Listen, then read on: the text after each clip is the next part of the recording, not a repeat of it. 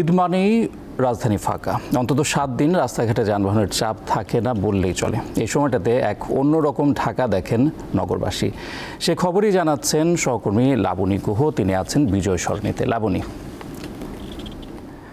এমনিতেই যানবাহন তেমন একটা নেই, তার উপর আজ মেট্রো রেলও চলছে। রাস্তার পরিস্থিতি কেমন দেখছেন?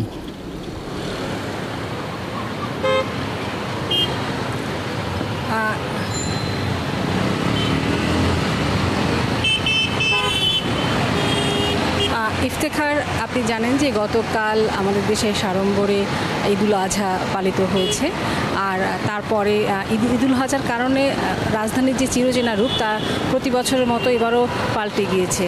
অর্থাৎ রাজধানীবাসী ঢাকা ছেড়ে প্রিয়জনের সাথে ঈদ করতে তাদের নিজস্ব যে ঠিকানা, গ্রামের বাড়ি বা বিভিন্ন জেলায় চলে গেছেন। ফলে রাজধানীতে যে চিরচেনা রূপ তা সেটা একেবারেই নেই বললেই চলে। কারণ কর্মজীবী মানুষ যারা, তারা সবাই বাড়িতেই বেশিরভাগই চলে গিয়েছে। ফলে আমি এখন আজকে আছি রাজধানীর বিজয় সরণির মোড়ে। আমি দেখতে পাচ্ছি যে এখানে একেবারেই ফাঁকা।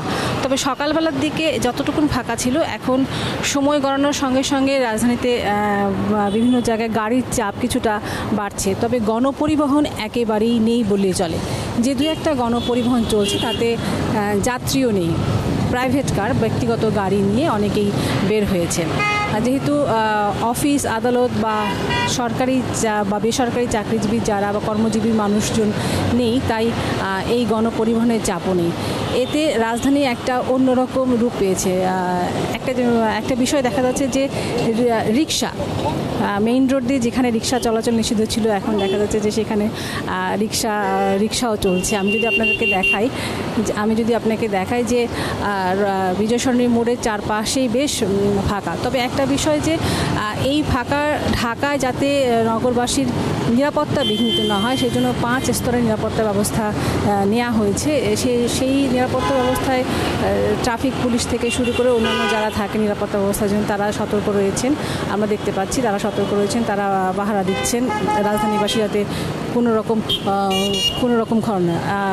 ইফতেখার, আমার কাছে এই ছিল সর্বশেষ ফাঁকা ঢাকা থেকে। দর্শক, ঈদের ছুটিতে ফাঁকা ঢাকার খবর জানাচ্ছিলেন সহকর্মী লাবণী গুহ।